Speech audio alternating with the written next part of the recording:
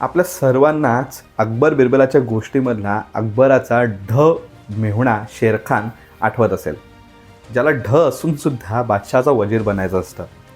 पण त्याला ते बनता येत नाही, कारण बिरबल हा सारखा हुशार आणि कर्तृत्ववान माणूस तिथे वजीरपदावरती असतो. म्हणून तो शेरखान काय करतो, स्वतःचा राग काढण्यासाठी बिरबलाचा एक पुतळा बनवतो आणि त्यालाच तलवारीचे फटके द्यायला लागतो आणि म्हणतो, बघ आता बिरबल कसा मुकाट्याने सहन करतोय.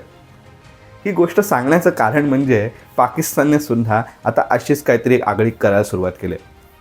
भारताला प्रत्युत्तर देण्यासाठी काहीच करता येत नसल्यामुळे आता चक्क पाकिस्तानने व्हिडिओ गेममधलं विमान पाडून भारताचं राफेल पाडलं असं सांगायला सुरुवात केली आहे.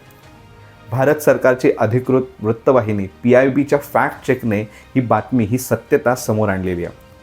याआधीही हिंदुस्तान पोस्टच्या फॅक्ट चेकने असाच एक राफेल विमान पाडल्याचा पाकिस्तानचा दावा खोटा आहे हे सिद्ध तुमच्यासमोर केलं होतं. तेव्हा पाकिस्तानकडून सुरू असलेल्या अशा कुठल्याही खोट्या प्रोपगंडाला बळी पडू नका.